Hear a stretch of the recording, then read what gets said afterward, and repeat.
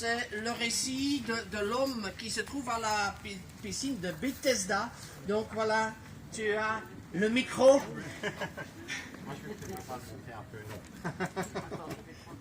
Oui. Voilà, non, ça va. Voilà, donc le pasteur vous a donné la référence de ce texte. Voilà Jean 5, verset 1 à 15. Voilà. Après cela, il y eut une fête des Juifs et Jésus monta à Jérusalem. Or, à Jérusalem, près de la porte des brebis, il y a une piscine qui s'appelle en hébreu Bethshada et qui a 5 portiques. Sous ces portiques étaient couchés un grand nombre de malades, des aveugles, des boiteux, des paralytiques, qui attendaient le mouvement de l'eau. Car un ange descendait de temps en temps dans la piscine et agitait l'eau. Et celui qui descendait le premier, après que l'eau avait été agitée, était guéri, quelle que fût sa maladie. Là se trouvait un homme malade depuis 38 ans. Jésus, l'ayant vu coucher et sachant qu'il était malade depuis longtemps, lui dit « Veux-tu être guéri ?» Et le malade lui répondit « Seigneur, je n'ai personne pour me jeter dans la piscine quand l'eau est agitée. Et pendant que j'y vais, un autre descend avant moi. » « Lève-toi, dit Jésus, prends ton lit et marche. » Aussitôt cet homme fut guéri. Il prit son lit et marcha. C'était un jour de Shabbat. Les Juifs disaient donc à celui qui avait été guéri, « C'est le Shabbat. Il ne t'est pas permis d'emporter ton lit. » Il leur répondit, « Celui qui m'a guéri m'a dit, prends ton lit et marche. » Ils lui demandèrent, « Qui est l'homme qui t'a dit, prends ton lit et marche ?» Mais celui qui avait été guéri ne savait pas qui c'était, car Jésus avait disparu de la foule qui était en ce lieu. Depuis, Jésus le trouva dans le temple et lui dit, « Voici, tu as été guéri, ne pêche plus, de peur qu'il ne t'arrive quelque chose de pire. » Cet homme s'en alla et annonça aux Juifs que c'était Jésus qui l'avait guéri. Que Dieu bénisse la parole du Seigneur.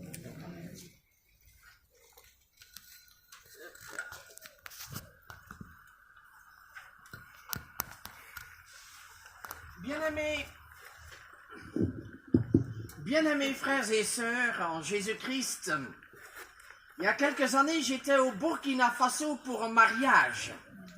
Et le lendemain du grand événement, l'époux m'a donné un cartable et vous me voyez de temps à autre circuler avec ce cartable en cuir dans lequel est gravé ce texte. Ceux qui espèrent en l'Éternel renouvellent leur force. Quand on espère dans le Seigneur, on renouvelle ses forces.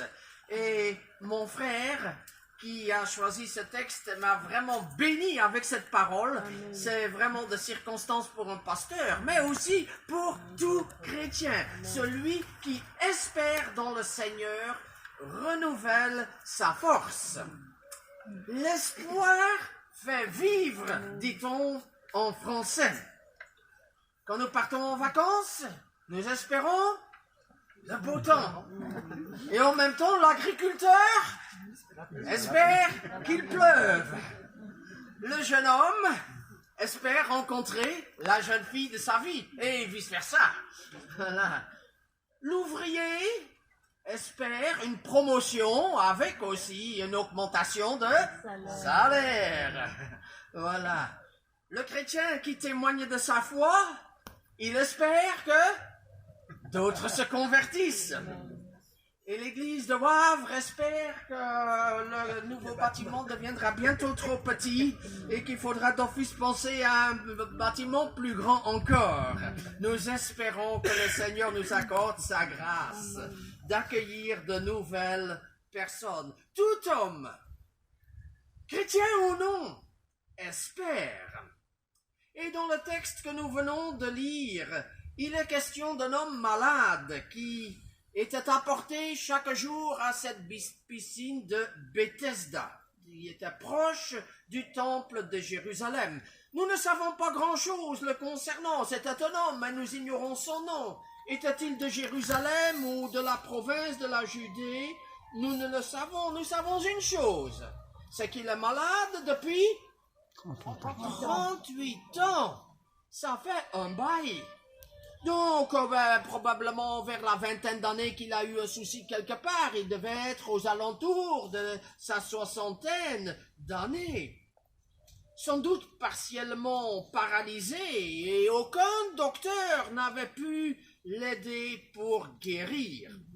Mais à Jérusalem, il y avait cette piscine.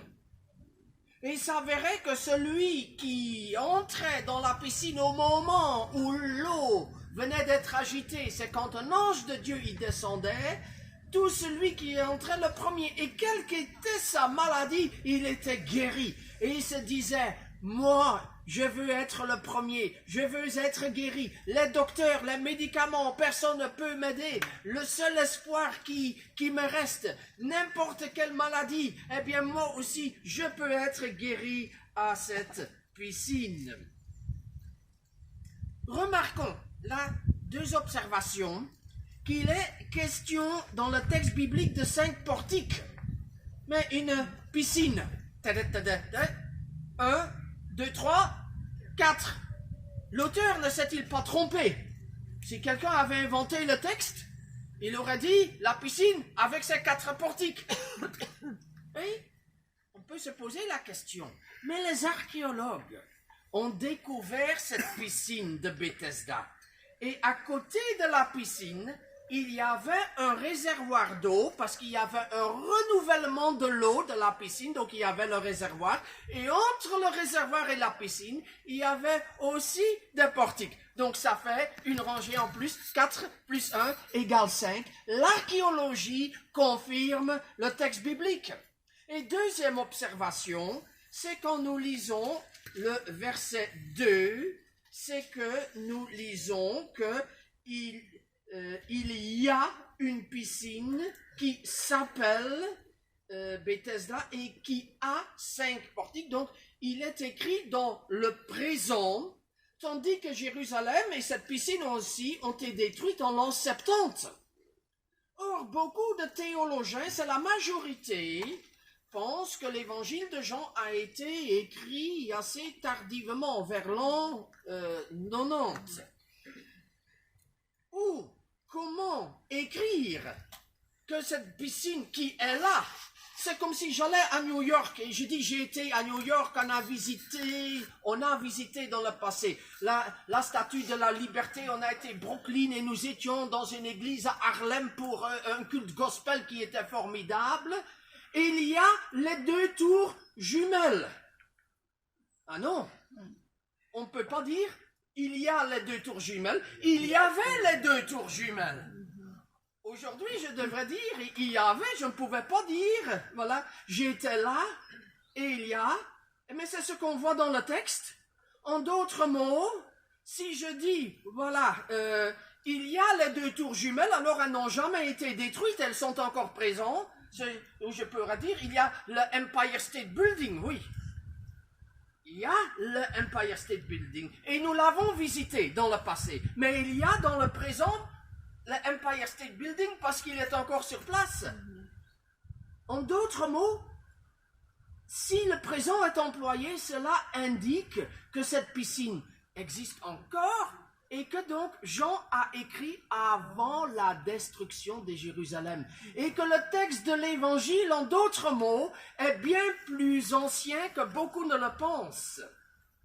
Et que c'est peut-être pour cela aussi que le nom de la personne n'est pas indiqué, parce qu'il faisait partie de l'église de Jérusalem, il y avait des persécutions.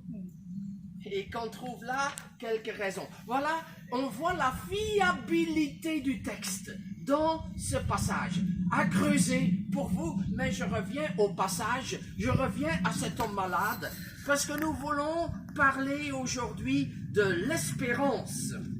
Et cet homme qui n'avait plus aucun espoir médical, il espérait la guérison là à la piscine. Du désespoir à l'espérance. Et cette année comme Église, et personnellement, nous voulons espérer quand nous pensons à demain. Mais beaucoup d'espoirs sont déçus. Cet homme, eh bien au début, Oui, il était là, il voyait qu'il y avait des gens qui étaient guéris. Il disait, mon tour va venir. Mais après 1 an, après 2 ans, ça devient longtemps d'attendre. Hein?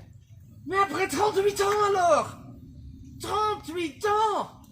Alors là, on ne vit plus dans l'espoir, mais c'est le désespoir qui a pris le dessus. Tant de fois qu'il a été déçu d'arriver en retard, il y avait toujours quelqu'un d'autre qui descendait dans la piscine, toujours en retard.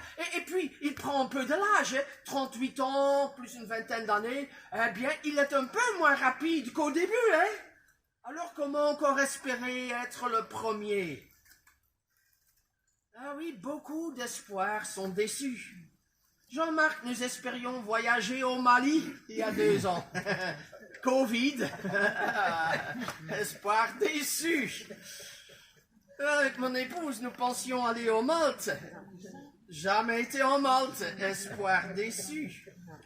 Il y a des étudiants qui ont travaillé dur et qui ont espoir déçu. 2e session en perspective. Nous espérons pour eux qu'ils réussiront. Un jeune homme voit une belle jeune fille et noue une relation pour découvrir que son cœur est déjà pris. Ah, ou vice-versa. Vraiment, l'espoir qui est déçu. Et combien de gens n'achètent pas chaque semaine leur billet loto? Il y en a un qui gagne et tous les autres ont l'espoir déçu. Quand un malade qui a le cancer, qui est soigné, chimiothérapie, radiothérapie, opération, et un jour le docteur lui dit « Monsieur, madame, hélas, j'ai fait tout ce que je pouvais. Nous avons tout fait avec toute notre équipe, mais malheureusement, je dois vous annoncer que nous ne pouvons pas vous aider à guérir. » C'est cette personne qui espérait guérir, son espoir, dans une seconde, de vraiment s'effondre et se transforme en désespoir. C'est si facile d'avoir un espoir déçu et qui est amené au désespoir, qui affecte notre morale, qui rend dépressif et qui amène certaines personnes même au suicide. Mais c'est là que Jésus vient. Jésus voit cet homme. Oh, il y avait sans doute des dizaines d'autres malades, mais Jésus le vit couché. Et souvent, on se pose la question, mais pourquoi Jésus n'a pas fait une grande campagne et dit à tout le monde qui était là, « Je viens vous guérir tous ». Ça, c'est une des grandes questions casse-tête que ce passage pose. Pourquoi Jésus voit-il cet homme et va-t-il trouver cet homme pour qu'il soit guéri et pas tous les autres? Eh bien, on n'a pas toutes les réponses à toutes les questions que nous nous posons. Le texte ne nous donne pas de réponse, mais on voit que Jésus voit cet homme. Et je crois qu'il sait qu'il est là probablement depuis le plus longtemps que tous les autres. Je ne pense pas qu'il y en avait parmi ceux qui étaient là beaucoup qui étaient plus longtemps que lui. Probablement aucun. Et il sait combien de fois il a été déçu. Et comment le désespoir a pris le dessus. Et Jésus lui pose la question, « Veux-tu retrouver la santé ?» « Oui, Seigneur, je veux être guéri maintenant, tout de suite. » C'est la réponse qu'il donne?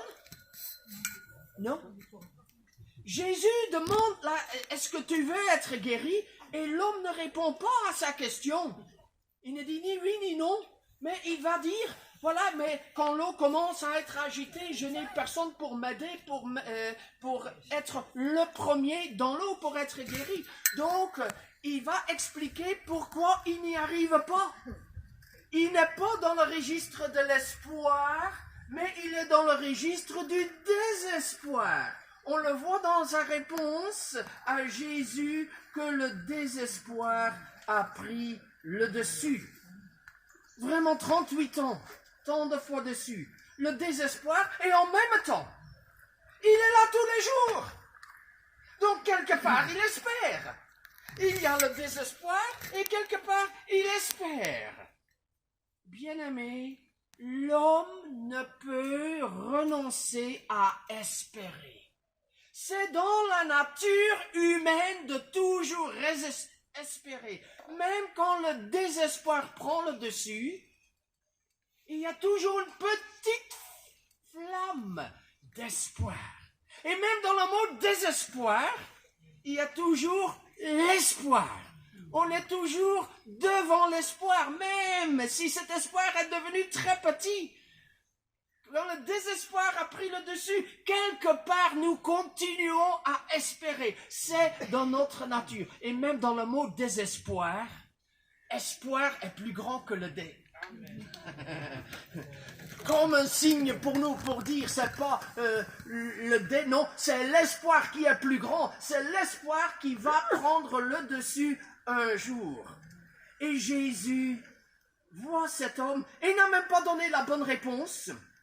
Un prof à l'école, si tu n'as pas donné la bonne réponse, 0 à cette question-là.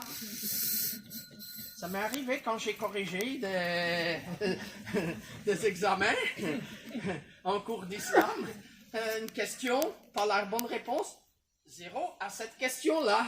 Parce qu'il faut la bonne réponse. Et Jésus aurait pu dire, eh bien, tu n'as pas dit oui pour être guéri, alors je vais voir les autres. Hein, il y en a d'autres autour. Hein. Mais non, Jésus, il voit la détresse, il a compassion et il dit à cet homme, lève-toi, prends ton lit et marche. Il ne prie même pas, il ne lui impose même pas la main, il ne fait même pas d'onction d'huile, il n'appelle pas ses apôtres pour prier. Une parole de Jésus et l'homme est guéri au moment même. Alléluia. C'est extraordinaire comment Jésus guérit. Nous croyons souvent qu'il faut être long. Bien-aimé, il faut la foi. Et la foi est un instant. Et la foi est puissante. Et la parole de Jésus est puissante. Ne cherchons pas notre force. Cherchons cette puissance du ciel qui agit et où le nom de Jésus est glorifié. Nous avons vu ça un jour. Un jour, j'ai vu une guérison de cette même ordre. C'était le jour de la naissance de notre fille Sarah, le 31 mai 1991. Nous étions simplement réunis à une dizaine de personnes à une étude biblique dans une maison de chrétiens. Et la question est que Jésus guérit aujourd'hui? Et nous avons lu, la parole de Dieu dit que Jésus est le même aujourd'hui et pour toujours. Qu'après l'ascension, les apôtres Pierre, Jean, Paul, à Jérusalem, à l'étranger, partout, plus tard les anciens dans les églises, partout, ils ont vu des guérisons lors de leur ministère. Le jeune homme qui tombe de la fenêtre, vous l'avez lu peut-être en lisant les actes hier, là, avec notre plan de lecture, Eutychus qui est tombé, et qui à Troas, et qui était comme mort quand Paul le prend, il dit la vie est en lui. Et il est ressuscité, et il est ramené, et le culte continue jusqu'au petit matin, nous dit le texte.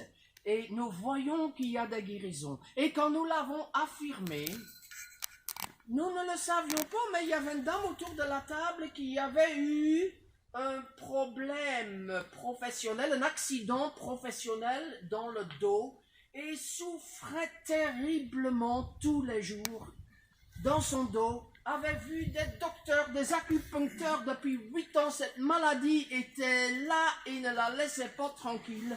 Et quand nous affirmissions que Jésus guérit, sans que nous puissions l'observer, elle a senti que le mal s'est déplacé de son dos, dans son corps, par ses bras, jusqu'au doigt, et est sorti et a quitté son corps. Le mal était sorti.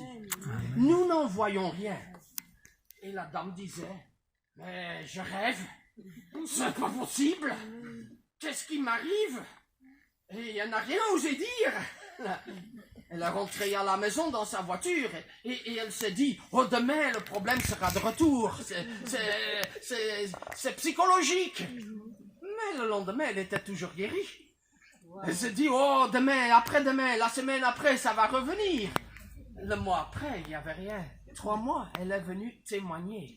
Et jusqu'au jour d'aujourd'hui, enfin ça fait longtemps que je ne l'ai pas vue, mais je suis sûr qu'elle est guérie. Et là, je dis Alléluia. On n'a même pas prié pour elle, on n'a même pas imposé la main, on n'a pas fait d'onction d'huile comme l'Écriture nous le dit. Et chaque guérison est différente.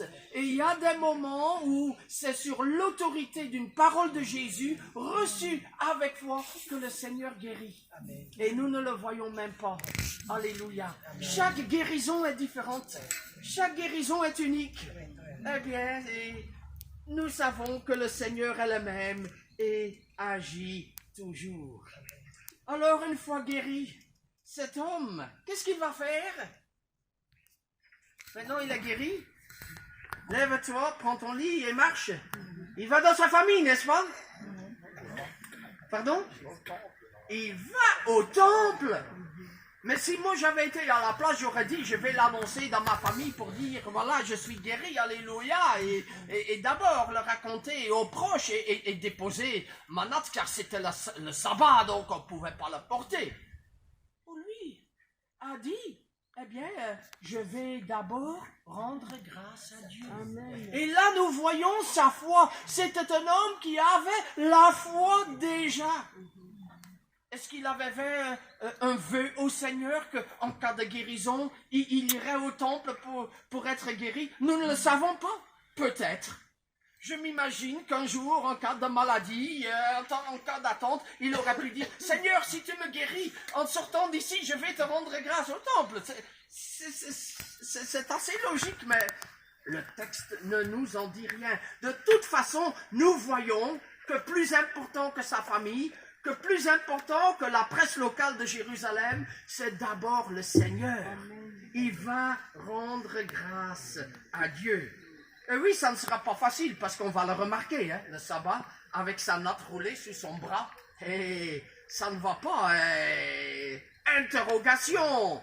Qu'est-ce que tu fais? Qui a dit que tu peux porter ce fardeau? Hein? J'ai été guéri manifestement aussi. On voit que les gens le reconnaissaient. 38 ans. Il l'avait vu. Il n'était pas un inconnu. Ces hommes religieux le reconnaissent et sont tout étonnés de le voir. Mais plus important que sa guérison, au lieu de se réjouir de sa guérison, le problème c'est la natte que tu portes le jour du sabbat. Et qu'est-ce que tu ne respectes pas la loi? Mais celui qui m'a guéri m'a dit, prends ton lit et marche. Eh bien, j'ai pris et je viens rendre grâce à Dieu. Amen. Le texte ne nous le dit pas, mais je suis sûr que sa note, il a pu l'oublier. Mais le plus important est devant. Il rend grâce à Dieu au temple et qui vient à sa rencontre encore. C'est celui qui l'a guéri. C'est Jésus-Christ. Il vient encore à la rencontre. Et là, il apprend qu'il s'agit de Jésus. Et là, ils parlent ensemble. Et là, Jésus donne encore une parole d'autorité. Il dit, ne pêche plus, de peur qu'il ne t'arrive quelque chose de pire. Et comme la première parole était puissante, lève-toi, prends ton lit et marche, nous voyons que cette autre parole, ne pêche plus, est aussi puissante que la première qui a été donnée. Ne pêche plus. Qu'est-ce que cela veut dire? 4 choses.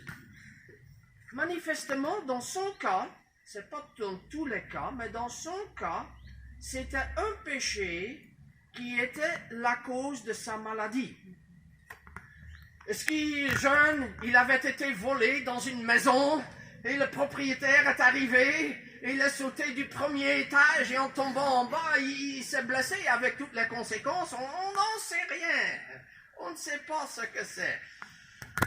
Mais manifestement, il y avait un problème de péché. Donc, il n'était pas seulement malade physiquement, il portait pendant 38 ans un poids de culpabilité. 38 ans, un grand fardeau sur lui. Se souvenir de ce qu'il avait fait, cette bêtise qui a eu de si terribles conséquences. Deuxièmement, la guérison est un signe. Son rétablissement veut dire que Dieu l'accepte et même son péché, Dieu l'a accepté et l'a réglé et il l'a pardonné.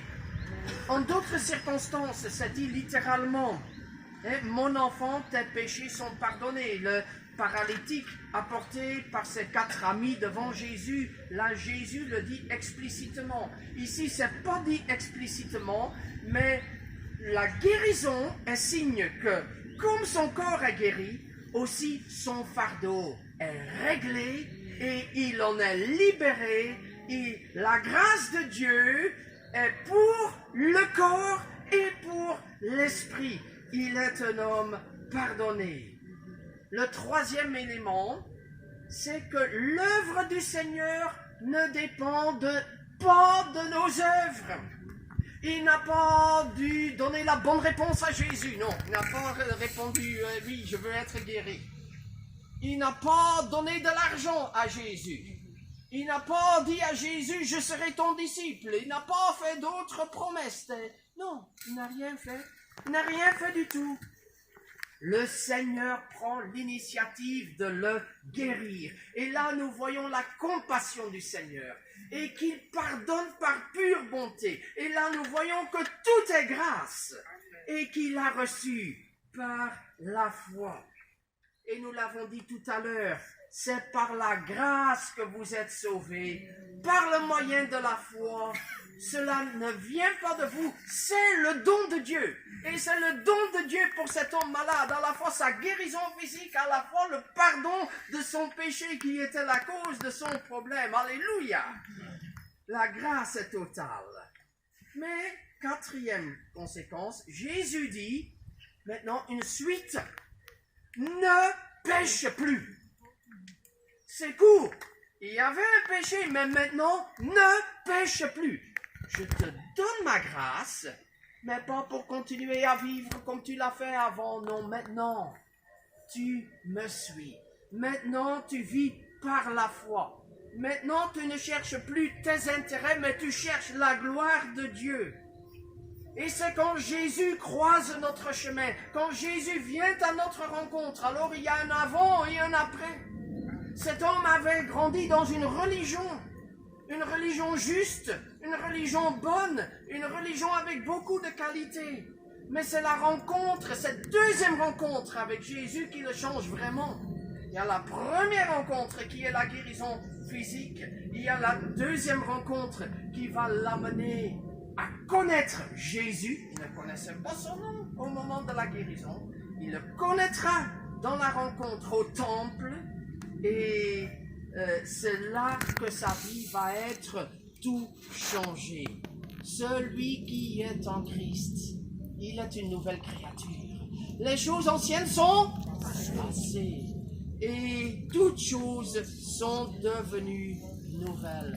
Quand nous avons rencontré Jésus-Christ, et tout homme, et particulièrement celui qui a grandi dans une religion, a besoin de cette rencontre avec Jésus-Christ, a besoin pour nous de comprendre l'Évangile, cette bonne nouvelle de la grâce de Dieu, et que Jésus a donné sa vie à la croix pour le suivre et ne plus dévouer notre vie à ce qui éloigne de Dieu, le péché, à ce qui est égocentrique, mais à être bon comme le Seigneur est bon, à faire grâce à notre tour comme grâce nous a été faite, à être serviteur comme Jésus est venu pour nous sauver. Alors, mon frère, ma sœur, as-tu vécu cette rencontre avec Jésus qui a tout changé? Et même si ce n'est que pour une personne parmi nous ici, est-ce que tu as vécu cette rencontre avec Jésus qui a amené à ce tournant? Où tu peux dire maintenant, il y a eu un avant et un après. Maintenant, je ne vis plus pour moi-même, mais je veux chercher la bonté de Dieu. Je veux ressembler à Jésus. Je veux bénir. Je veux être constructif. Je veux proclamer l'Évangile. Y a-t-il eu ce changement dans ta vie? S'il n'en est pas ainsi, alors aujourd'hui, c'est le jour où le Seigneur vient à ta rencontre. Aujourd'hui, il est là et il te dit, mon frère, ma sœur, Donne-moi ta vie. Suis-moi. Crois en moi. Ne pêche plus.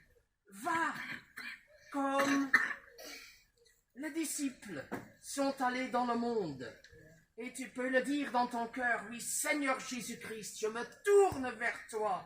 Et aujourd'hui, vraiment, je veux te recevoir comme mon sauveur. Tu as payé pour moi à la croix. Et aujourd'hui, je veux croire en toi. Et je t'accepte dans ma vie. Pardonne mes péchés, ma vie passée, et conduis-moi sur ta voie. Seigneur, fais de moi ton enfant. Amen. Amen. Et le Seigneur le fait. Et deuxième application, quand nous prions pour les malades, la prière pour les malades n'est que la première étape. L'essentiel, c'est que cette rencontre où on vient à Jésus-Christ suive cette révélation de Jésus, cette nouveauté de vie. Nous avons vu des gens qui ont été guéris avec imposition de main, avec prière, et qui ne se sont pas tournés vers le Seigneur. Nous en avons vu, et nous pourrions donner des exemples. Mais Jésus ne s'arrête pas à la guérison. Jésus appelle à le suivre, à devenir son disciple. La guérison est quelquefois pour quelqu'un qui est malade une première étape, mais qui appelle à être poursuivi et à donner sa vie entière au Seigneur. Bien-aimés, comme chrétiens ou non chrétiens, nous avons tous des espoirs déçus. Des petits espoirs, des grands espoirs déçus, il y en a beaucoup. Mais il y a un autre mot dans la langue française que nous connaissons bien. Un mot tout proche d'espoir. Et qui dit espérance. Alors il y a une différence entre espoir et espérance. L'espoir relève de ce qui est humain, de ce que nous espérons ardemment, de ce que nous voudrions. C'est ce qui vient de notre cœur. Tandis que l'espérance, c'est cet espoir qui est fondé dans les promesses de Dieu. Dans les promesses dont Dieu est le garant. Dans le Seigneur qui dit, je serai avec toi tous les jours jusqu'à la fin du monde. Seigneur, je crois et j'espère, et quoi qu'il arrive, je sais que tu es avec moi. Mon espérance est que tu es toujours, chaque jour, sur mon chemin. Et je sais que le Seigneur est fidèle. Il sera là. C'est l'espérance qui ne sera pas déçue. Il dit, demandez et vous recevrez. Alors je sais que quand je prie, que mes prières montent plus haut que le toit qui est au-dessus de nous. Je sais que mes prières viennent devant le trône de Dieu. Je sais que Jésus se trouve à la droite de Dieu le Père et plaide ma cause. Et mon espérance est là-haut dans sa prière pour moi. Et je sais que mon nom est inscrit dans les cieux. Et que même le diable ne peut pas l'y effacer. C'est lui en qui je crois. Et ça, c'est vraiment l'espérance chrétienne. L'espoir humain peut être déçu. Mais l'espérance est cette confiance dans le Seigneur et sa fidélité dont il est le garant et qu'il amènera jusqu'au bout. Et ce qui caractérise la vie chrétienne, c'est la foi, l'amour et l'espérance. Cette espérance dont Dieu lui-même est le fondement. Pour terminer, sommes-nous signes d'espérance pour ceux qui nous entourent? Car l'homme à la piscine disait, il n'y a personne à côté de moi pour me jeter à l'eau. Et au fond, il se dit, si au moins quelqu'un avait été là au bon moment, il aurait pu me jeter dedans, j'aurais été le premier. Probablement, il y a des gens qui sont venus le voir, mais jamais au bon moment. Sommes-nous signes d'espérance? Nous avons entendu dans le témoignage de Clotilde comment il y a eu un frère, il y a une sœur qui ont téléphoné, qui ont pris contact et qui ont été signes d'espérance, qui ont fortifié sa foi. Sommes-nous aussi signes d'espérance pour d'autres? Alors c'est prendre de l'initiative, donner un coup de fil, envoyer un mail, faire une visite. c'est prier pour d'autres. Sommes-nous signes d'espérance? Cet homme n'avait personne, il a traîné 38 ans. Si ses proches, si des amis avaient été là, au bon moment, et cela relève de la grâce de Dieu, bien-aimé. Nous pouvons quelquefois rendre visite et ne pas être là au bon moment.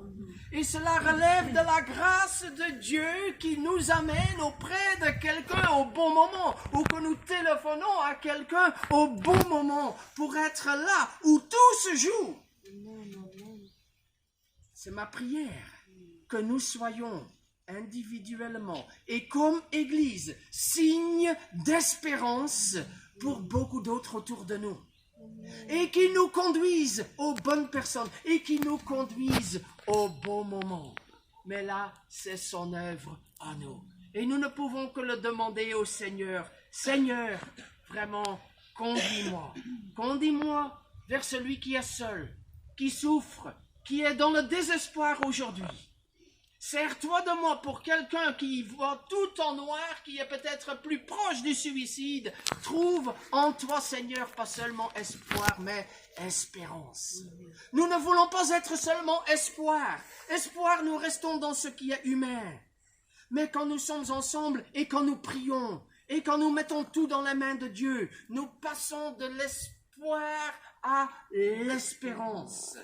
Que nous soyons signes d'espérance.